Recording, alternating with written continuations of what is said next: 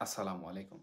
বাংলাদেশের একজন স্বাধীন নাগরিক হিসাবে যেকোনো বিষয় নিয়ে মতামত প্রদান করা বা যেকোনো রাজনৈতিক কর্মসূচি, কর্মকাণ্ড অথবা চলমান প্রেক্ষাপট নিয়ে বা চলমান সংস্কার কার্য নিয়ে মতবিরোধ বা আলোচনা সমালোচনা করা বাংলাদেশের নাগরিক হিসাবে যেমন রাজনৈতিক অধিকার, তেমনি সাংবিধানিক অধিকার, তেমনি এটি একজন ব্যক্তির সামাজিক অধিকারও কিন্তু হয়ে দাঁড়ায়।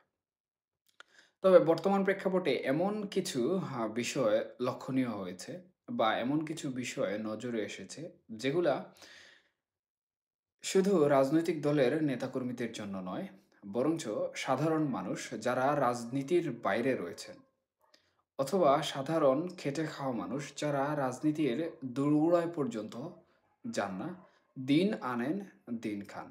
তাদের মধ্যেও কিন্তু একটি বিষয় খুব ভালোভাবে হয়তোবা আপনারা লক্ষ্য করেছেন অথবা লক্ষ্য করছেন।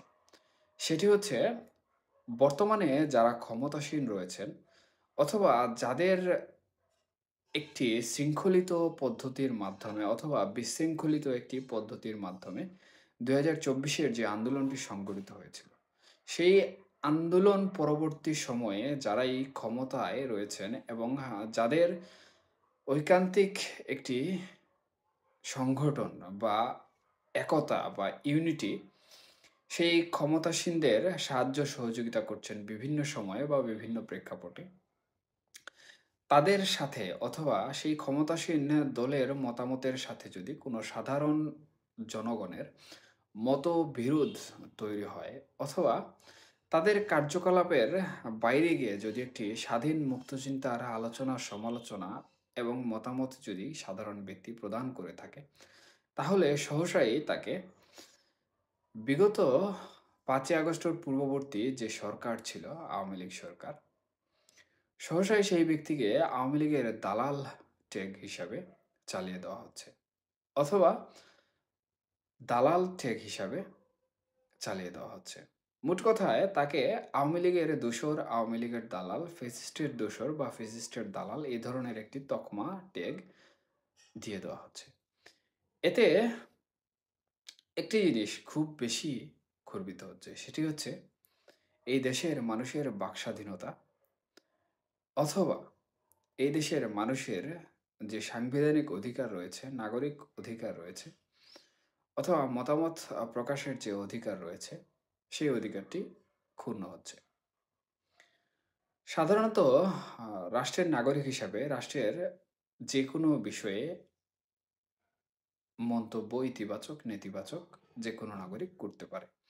এবং এই বিষয়টি যুক্তরাষ্ট্র, যুক্তরাজ্য, কানাডা, রাশিয়া এমনকি যে সকল পরাশক্তি বা পৃথিবীর মুরল যাদের বলা হয়, যারা এই পৃথিবীকে বর্তমানে শাসন করছেন, তাদের দেশের নাগরিকদের মধ্যেও কিন্তু রয়েছে এবং তারা কিন্তু মুক্ত চিন্তায় তাদের সরকারের অথবা ক্ষমতাসীন যারা থাকেন তাদের কাজকর্মের ইতিবাচক, নেতিবাচক এবং বিভিন্ন দিক নিয়ে আলোচনা, সমালোচনা এবং যে একটি মতামত প্রদান করা প্রয়োজন, সেটি প্রদান করেন।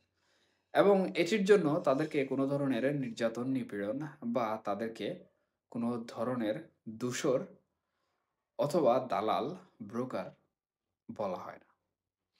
মূলত এই কারণেই তাদের রাজনৈতিক সচেতনতা বেশি এবং তারা রাজনৈতিকভাবে স্থিতিশীল এবং তাদের মধ্যকার যে একটি রাজনৈতিক চর্চা এবং দেশ পরিচালনা করার, দেশকে ভালোবাসার যে একটি ভক্তি রয়েছে, শ্রদ্ধা রয়েছে, সেটি কিন্তু বাংলাদেশের মানুষের তুলনায় অনেক বেশি। কিন্তু বাংলাদেশের প্রেক্ষাপটে বিষয়টি সহসাই এরকম হয়ে যায়। বিগত ১৫-১৬ বছর বিভিন্নভাবে বিভিন্ন রাজনৈতিক দল যারা বিরোধী দলগুলোতে ছিল, তারা কিন্তু বিভিন্ন রকম প্রশাসনিক জটিলতার শিকার হয়েছে এবং যারা ক্ষমতাসীন ছিল তারাও বা তাদের প্রভাবশালী যারা ছিল তারাও কিন্তু বিভিন্নভাবে সেই সকল বিরোধী দলের নেতাকর্মীদের বিভিন্ন সময়ে নানাভাবে হেনস্থা করেছে। এবং তাদেরকেও কিন্তু বিভিন্নভাবে ট্যাগিং সহ তাদের যে নাগরিক অধিকার খর্ব করার বিষয়টি রয়েছে সেটি কিন্তু করেছে। কিন্তু এই যে অন্তর্বর্তীকালীন সরকার মূলত দায়িত্ব গ্রহণ করেছে সংস্কার সাধনের জন্য এবং তথাকথিত যে গণতন্ত্র হরণ হয়েছে বাংলাদেশ থেকে সেই গণতন্ত্র পুনরুদ্ধানের কাজের জন্য তারা কাজ করে যাচ্ছে। কিন্তু সেই ক্ষমতাসীন যারা রয়েছেন বর্তমানে তাদের পক্ষ থেকে যদি এরকম স্বাধীন বা মুক্ত চিন্তা অথবা সমালোচনা আলোচনার যদি ট্যাগিং দেওয়া হয় অথবা সমালোচনা আলোচনা করার প্রেক্ষিতে যদি তাদেরকে পতিত সরকারের দূষর বলে চালিয়ে দেওয়া হয় যে কিনা কোনো ধরনের রাজনীতির সাথে জড়িত নয়, একজন সাধারণ মানুষ শুধুমাত্র। তাহলে আমরা সেই চিরচারিত যে ধারা রয়েছে সেই ধারাতেই কিন্তু থেকে যাচ্ছি। এবং এই ধারা থেকে আমরা কখনোই আর বের হতে পারব না। এবং আমরা যদি এই ধারা থেকে বের হতে আর না পারি তাহলে ক্রমশ শুধু আমাদের প্রেক্ষাপটগুলা পরিবর্তন হবে। আমাদের দেশের রাজনৈতিক যে স্থিতিশীলতা আসার কথা সেটি আসবে না। আমাদের দেশের রাজনৈতিক যে সচেতনতা আসার কথা সেটি আসবে না। আমাদের দেশের নাগরিকরা কখনো তাদের যে একটি স্বাধীনতা উপভোগ করার কথা সেটি উপভোগ করতে পারবে না।